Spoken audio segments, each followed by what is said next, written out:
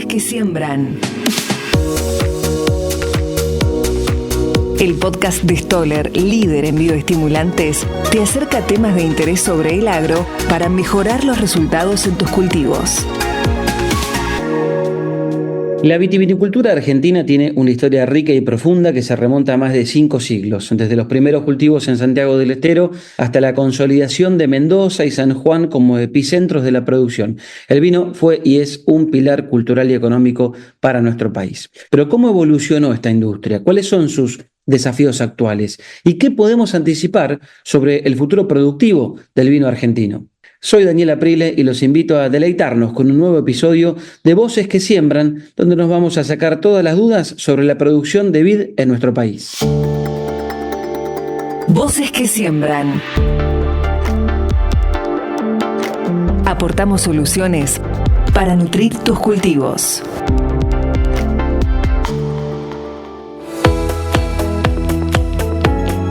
Tenemos por delante en este rato una muy buena charla con Marcelo Canatela, que es asesor especialista en viñedos de alta gama, cofundador de Vanguardvid, autor del libro Plantación exitosa de viñedos, que es básicamente una guía teórica y práctica para ir en el paso a paso en este mundo de la viticultura. Así que será un placer enorme conversar con él, una persona que tiene tantos años de experiencia, más de 25, y miles de hectáreas cultivadas a lo largo y a lo ancho de la Argentina y también en algunos otros países de Latinoamérica. Marcelo, ¿cómo estás? Gracias por recibirnos. Aquí tenemos muchas preguntas y muchas ganas de conversar con vos, que sos una persona tan importante en el mundo de la viticultura y un referente para muchos productores. Bueno, un gran placer estar con ustedes. Para mí realmente es un orgullo, sobre todo de poder comunicar todo lo que significa la vitivinicultura, que es un cultivo súper intensivo, desarrollado ya cada vez más en gran parte de la Argentina, así que un placer poder comunicar y transmitir un poco las experiencias que vamos teniendo en este tema. Uno, Marcelo, cree que a veces la viticultura está situada en una zona específica de la Argentina, pero la realidad es que hay 18 provincias que hoy tienen producción de vid. Me imagino con distintos matices. ¿Cuáles son esos matices? Primero que nada, es tal cual vos decís, durante mucho tiempo se pensó en viticultura como sinónimo de Mendoza, San Juan, San Luis, La Rioja y Cafayate. Después se desarrolló en todo el oeste, digamos, al pie de la cordillera de los Andes, y empezó a aparecer, Valle Templado en Jujuy, Quebrada Humahuaca, después Neuquén, después Río Negro, hoy día en Chubut, y sobre todo empieza a haber en la zona costera, que si bien históricamente hubieron viñedos, después de la década de los 90 era impensado por ahí empezar a tener viñedos en Córdoba o mismo en Buenos Aires. Así que hoy día no solo es que hay viñedos a lo largo y a lo ancho de la Argentina, en todas las provincias que vos decís, sino que con un objetivo específico y sobre todo porque hay consumidores, sobre todo de mercado interno, dispuestos a probar esas distintas características que presentan los vinos en las distintas zonas, dadas básicamente por suelo y clima. O sea, acá cuando hablamos de zona no hablamos de provincias, sino decir suelos y climas. En suelos y climas tan diversos que tenemos en nuestra Argentina, hay consumidores dispuestos a ver qué está pasando, ¿no? Y empresarios dispuestos a arriesgarse a plantar en zonas por ahí que no son tradicionales, pero es tal cual, decís vos, es porque hay un mercado también, ¿no? ¿Un mercado que va creciendo en zonas no tradicionales? Sí, sobre todo a nivel de mercado interno. Vos me preguntabas recién un poco cuáles son los matices que hace que se desarrolle por ahí en los últimos años viticultura en lugares como Tandil, Chapatmalal, Balcarce, Quebrada Humahuaca, Entre Ríos, Córdoba, Chubut.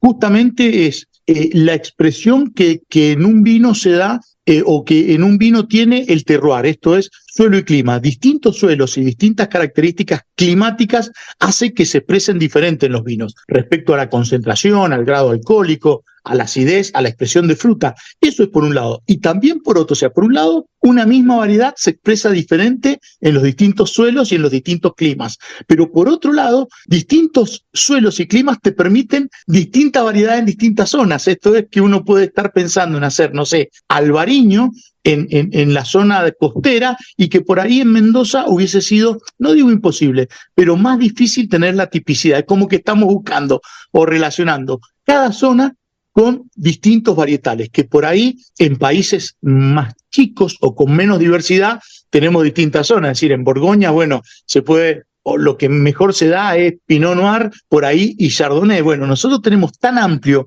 el suelo y el clima, ¿no?, que podemos hacer distintas variedades en distintas zonas, y al ir hacia nuevos climas y hacia nuevos suelos, permiten también ir incorporando distintas variedades. Entonces vos podés encontrar ahora un Gewürztraminer o un Riesling o un Albariño con más, llamarle, más comúnmente que lo encontrabas antes, y es porque se están desarrollando o estamos desarrollando viticultura en zonas que son más propicias para esas variedades. Bueno, y me imagino que en todos esos casos lo que uno busca como productor es calidad. Ahora, ¿cuáles son esas prácticas de manejo que tenés que llevar a cabo para asegurar esa calidad más allá de la variedad o del lugar donde vos estás produciendo? Cuando vos me hablas de calidad, primero por ahí es muy difícil definir lo que se entiende por calidad, ¿no? Porque el vino no deja de ser algo subjetivo, ¿no? Te puede gustar o no gustar, es como una obra de arte. Por ahí yo pienso que en agricultura extensiva, por ahí vos tenés parámetros para definir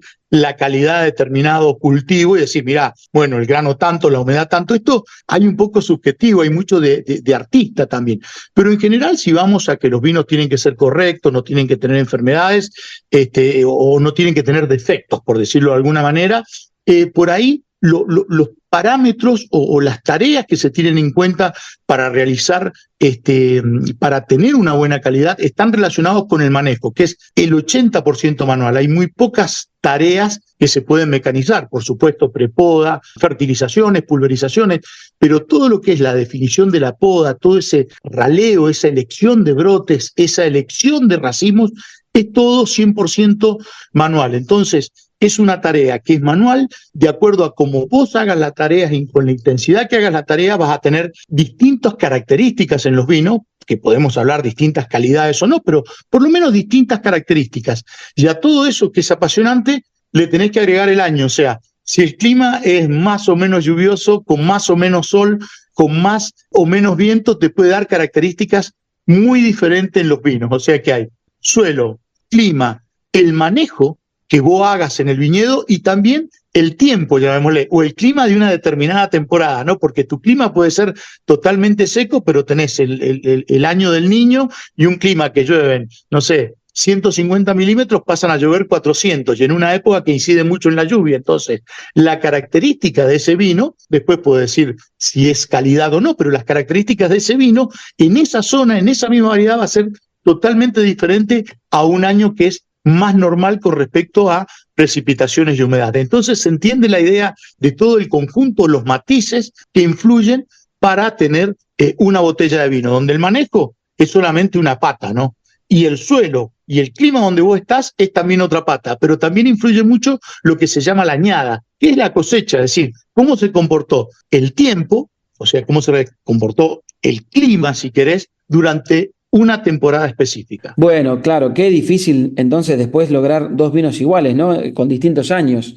Entonces la pregunta sería, Marcelo, en función de esta enorme cantidad de variables que hay que tener en cuenta que vos acabas de mencionar, ¿de qué manera nos pueden ayudar las distintas tecnologías o los insumos o los bioinsumos para tratar de que más allá de todas esas variables y de las cosas que tenés que tener en cuenta cuando estás afrontando un ciclo productivo, bueno, tratar de ir a ciertos parámetros, no digo estandarizados, pero tratar de tener una cierta uniformidad? Mira, vos lo has expresado correctamente. Yo le agregaría uniformidad, previsibilidad y sobre todo homogeneidad. ¿Por qué? Porque todos los cambios, llamémosle, de algunos parámetros climáticos, o si querés denominarlo o englobarlo dentro del cambio climático, hacen que empezamos a tener por ahí temperaturas más elevadas en zonas donde antes no las teníamos, y también empecemos a tener más humedad en zonas que antes no la teníamos, o menos humedad.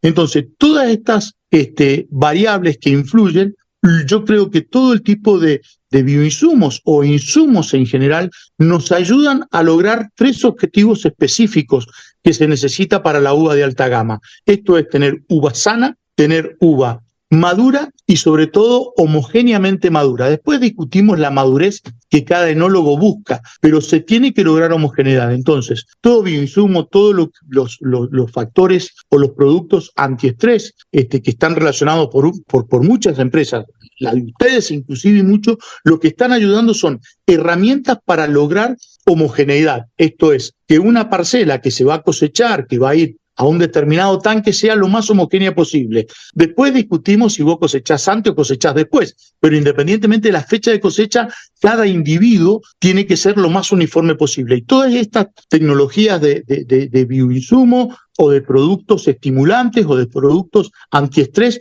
colaboran a mitigar todas esas alternancias o cambios climáticos que estamos sufriendo, muy relacionado con exceso de sol y muy relacionado también por ahí con lluvias intensas que antes no las teníamos. Eso por el lado de lo que es bioinsumo. Y con respecto al lado de las tecnologías, yo creo que todo lo que ha ayudado a mecanizar, ya sea parcial o totalmente el manejo de viñedo, tenemos que tener en cuenta que una hectárea, o sea, 10.000 metros cuadrados de viñedos alta gama, insume 50 jornales por año, ¿no? Es una barbaridad si vos te pones a pensar que hay proyectos de 100 o 150 hectáreas. O sea que 50 personas están durante un año para hacer todas las tareas, ¿no? Esos son los 50 jornales. Bueno, todo lo que se puede y se ha podido mecanizar, sobre todo a nivel de prepoda, cosecha, que antes se hacía manual y en gran parte todavía se sigue haciendo manual, son, llamémosle, tareas que están mecanizándose para el ahorro de jornales, sobre todo que son tareas no muy específicas, sino que un poco las puede hacer cualquiera. Y por otro lado, todo lo que es monitoreo, viticultura de precisión, o sea, saber humedad en el suelo. Estamos hablando que la vid necesita 900 milímetros para vivir, por lo tanto, en Mendoza que llueve San Juan o La Rioja o Cafayate que llueven 200 milímetros, hay que usar tecnología de riego por goteo o riego superficial, pero el riego superficial te limita mucho más la superficie y es menos ineficiente. Yo creo que todo lo que ha sido tecnología en maquinarias, en riego, y sobre todo ahora con el uso de dron, que cada vez los drones se están utilizando más para el tema de pulverizaciones, tienden a bajar la mano de obra, no porque se quiera bajar la mano de obra, sino que cada vez cuesta más conseguirla, y por otro lado aumentar la rentabilidad del viñedo. Brevemente, Marcelo, ya que mencionaste a los viñedos de alta gama, ¿qué es lo que los diferencia de los tradicionales? Bueno, tienen un objetivo, digamos, ¿no? Hoy día un viñedo tradicional para venta de uva, vos haces uva de buena calidad, tratás de tener la mayor producción posible con el objetivo de venderla. Un viñedo de alta gama haces tareas extras tendientes a focalizarte en lograr determinados parámetros, llamémosle, de la uva en cuanto a concentración, en cuanto a acidez, porque ya estás previendo desde el viñedo el tipo de vino que vas a hacer. O sea, es como que le estás poniendo valor agregado porque tu objetivo es muy específico. O sea, yo quiero hacer un Cabernet Sauvignon reserva que vaya a tener 12 meses de madera. Entonces, tu manejo en el viñedo va a ir acorde a ese objetivo. Si no haces un producto más estandarizado, ni mejor ni peor, sino un producto para que después sea interpretado por el que vaya a comprar y haga el vino. Marcelo, vos escribiste un libro donde das el paso a paso para alguien que encara un proyecto vitícola.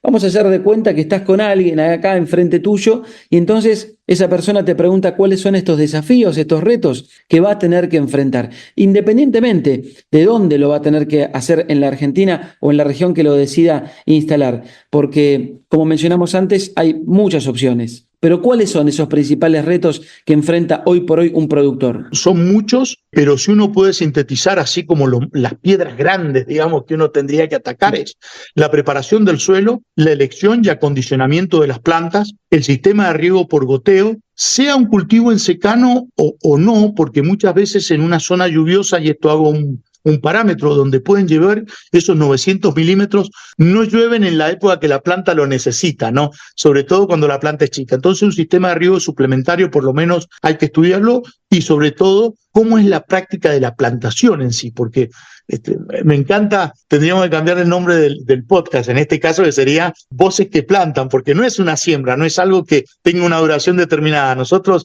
estamos cosechando viñedos hechos en el año, no sé, 1929, por poner un ejemplo, que ya van a cumplir los 100 años. Entonces, todo lo que sería preparación de terreno, sistema de irrigación, recepción, acondicionamiento de plantas. Y la plantación propiamente dicha, a mí me parece 4 puntos claves dentro de los 12 o 15 que hay. Y justamente te redondeo un poco, el objetivo del libro nació, y volvemos a tu primer pregunta, porque se empezaron a plantar viñedos en lugares como Córdoba, Entre Ríos, nos llevan de Tucumán, de lugares donde por ahí no podían pagar un asesor para hacer 2 hectáreas, 4 hectáreas, 5 hectáreas o 20 hileras, como puede pasar en La Plata. Entonces, bueno, el objetivo era resumir mis 25 años de experiencia en un libro, de manera que si vos hoy día querés hacer en un campo que no es tradicional, querés hacer un viñedo, por ahí no tengas que pagar un asesor para hacerlo, sino que lo puedas hacer siguiendo determinados parámetros, ¿no? Bueno, mientras empezamos a dejar atrás la charla sobre producción y pasamos a la parte de los consumidores, me imagino que en el medio está también la demanda de muchos consumidores que piden un vino sustentable. La pregunta sería, ¿qué tan sustentables son hoy por hoy las producciones? Acá me meto obviamente ya en el capítulo de consumidores, pero me pregunto también, ¿qué pide un consumidor concretamente hoy por hoy? La última pregunta es por ahí más fácil de responder, porque hay una gama de consumidores que va desde los 25, 30 años hasta, no sé, mi tío que tiene 70, 75 años, y los pedidos son totalmente diferentes. Esto es como decir, bueno, ¿qué música está pidiendo hoy día la audiencia, no? Bueno, hay que segmentarlo por edad, pero sí hay algo que es importante, y es que cada vez más se está acercando la gente joven, me refiero entre 26, 27, 28, hasta los 32 años, 35 años, al consumo de vino, y esa gente por ahí, por una cuestión de filosofía, pero también por su dieta, ¿no? Que ya se acabó ese asado con molleja, con chinchulines, con todo, que iba con un buen vino tinto de estructura. Hoy día alguien que come sushi o que come una ensalada, que come algo liviano, por ahí un vino más liviano, un vino rosado, un vino blanco, fresco, de menos alcohol, tiene que ver. Entonces, nada, es dinámico y es divino que esto ocurra. Hoy día hay una variabilidad muy grande, o sea, ya se acabó que por ahí los que tomábamos vino éramos los viejos y teníamos determinado tipo de vino, de estructura, de madera. Hoy día los jóvenes, más allá de los tragos, que no me quiero meter porque desconozco, pero hablando del tema vino, lo veo con mis hijos comiendo comidas mucho más livianas que mi generación. Yo tengo 54 años, donde pensamos en el vino como el asado, otro. Hoy día los chicos piensan en un vino rosado, en un vino blanco, en un vino más frutado, de bajo alcohol, más fácil de tomar, y esto hace que se desarrollen zonas nuevas donde se dan las características de esos vinos. Por lo tanto, es muy variable el perfil, digamos, del consumidor de vino. Tiene mucha variación con la edad, pero también tiene mucha variación,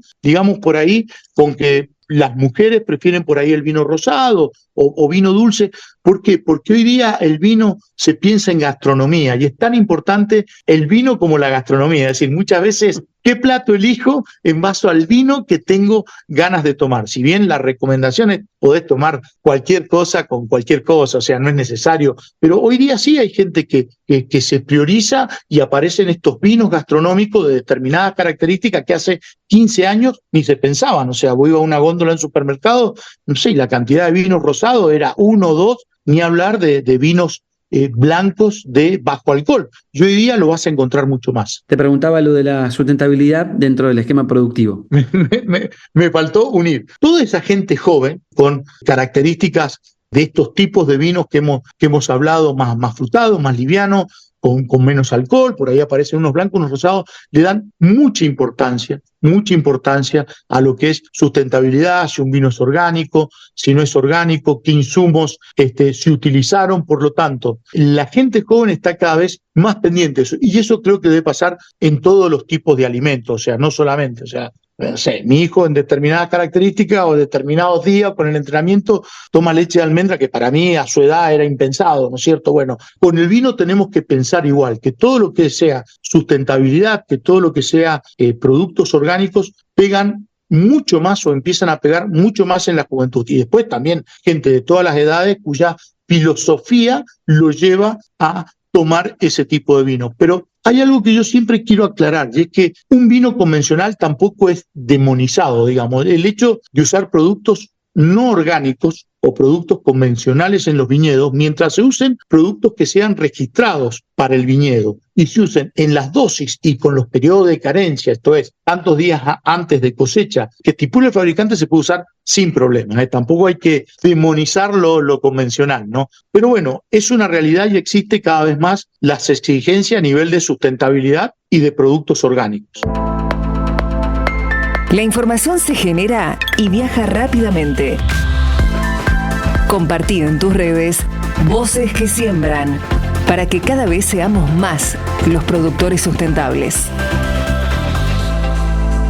Marcelo, metiéndonos ya en el tramo final de la charla y más que nada pensando en lo que viene, en lo que sigue. Vos recién mencionaste algo un poco de las tendencias, de lo que piden los jóvenes. Vuelvo a lo que es el viñedo y me gustaría que me digas qué rol juegan las variedades autóctonas de los viñedos de alta gama. En los últimos 5, 6, 7 años, quizás un poco más, pero no mucho más, se ha producido como una reivindicación de lo que son las variedades autóctonas o las variedades criollas. Es muy buena la pregunta, porque antes todas las variedades criollas, llámese para el oyente la variedad cereza, la variedad criolla chica, criolla grande, moscatel de Alejandría, esas variedades eran relacionadas con el vino tetra o de baja, no quiero decir baja calidad, de baja gama, ¿no? En la parte baja de la pirámide por una cuestión de relación precio-calidad. Cada vez han aparecido y a través también eso ha hecho un trabajo importante el INTA de tratar de buscar los genomas y tratar de purificar y como encontrar los orígenes de las variedades, estas variedades criollas autóctonas. Es como que cada vez más están apareciendo vinos de alta gama, de Jujuy, de Salta, también de Mendoza, de San Juan, de variedades criollas.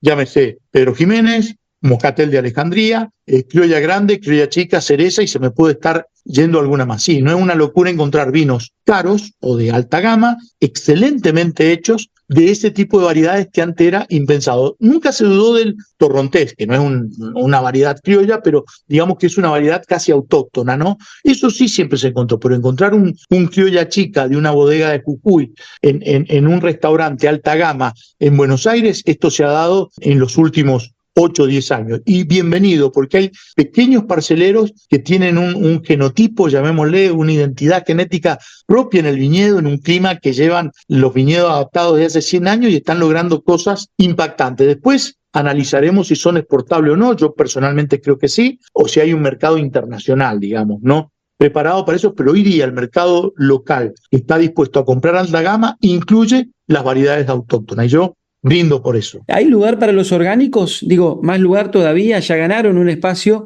Hay muchas bodegas que han implementado esta técnica de producción, pero hay muchos productores que están trabajando en eso, por eso me pregunto si todavía hay más lugar para crecer en orgánicos. Sí, lo que uno tiene que tener en cuenta cuando realiza un viñedo orgánico es que algunas veces los costos son un poco más altos. Entonces, para aquel productor que vende solamente uva, no sé si la bodega orgánica está dispuesto a pagar mucho más que una uva convencional. Yo creo que el orgánico es importante cuando se tiene el mercado y se tiene el valor agregado de poder hacer el vino, ¿no?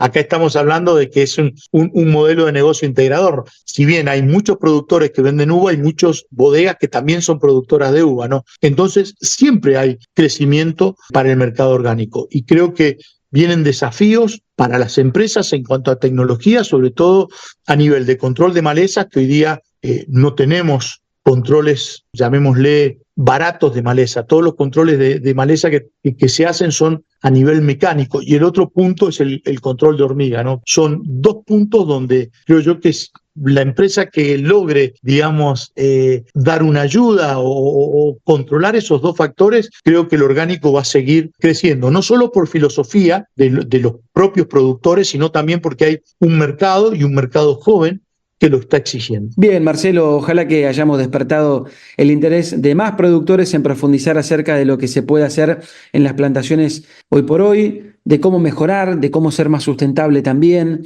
Si alguien nos escucha y es consumidor, ojalá que también le despertemos el interés por probar algunas variedades de las que hemos conversado en esta charla. Así que la verdad que estoy muy contento de haber conversado con vos. Me parece que aportamos lindo contenido para los consumidores y para los productores. No, para mí ha sido un un verdadero placer, sobre todo poder llevar la cultura del vino, de la viticultura, pero también el vino, no solamente el cultivo en sí, sino también el vino donde hay cultura, donde hay historia, donde hay tradición, donde hay generaciones involucradas, ¿no? Hemos pasado de tener, no sé, 70 litros por persona el consumo en la década del 70 a, no sé, hoy día de andar en 18, 20, pero bueno, siempre con moderación, como hablamos, pero tomarlo el vino no solamente como una bebida, sino también como una cultura, como una tradición, como una identidad de nuestro país, desde que vinieron los inmigrantes y después todos nosotros que fuimos mejorando. Por eso me encantó la charla, me encantó hablar de variedades criollas, me encantó hablar de toda la Argentina, que salirnos un poco de las regiones tradicionales, de las variedades tradicionales y sobre todo también del manejo tradicional, ¿no? Creo que hemos hablado, ha sido bastante disruptiva desde esos 3 puntos de vista, así que ha sido un placer y les mando un gran saludo a todos. En Voces que Siembran, hoy conversamos con Marcelo Canatela, asesor especialista en viñedos de alta gama, cofundador de Vanguard Vid y autor del libro Plantación exitosa de viñedos. ¿Te quedaste con ganas de más información? No te preocupes, hay mucho más en nuestro canal de Spotify. A lo largo de esta conversación no solo recorrimos las regiones tradicionales del vino, sino que además analizamos cuáles son las posibilidades de mejora continua en otras zonas, que al día de hoy son una alternativa viable para la producción. Este tipo de acciones son las que ponen a nuestros productores y a nuestra industria vitícola entre las mejores del mundo. Esto fue Voces que Siembran,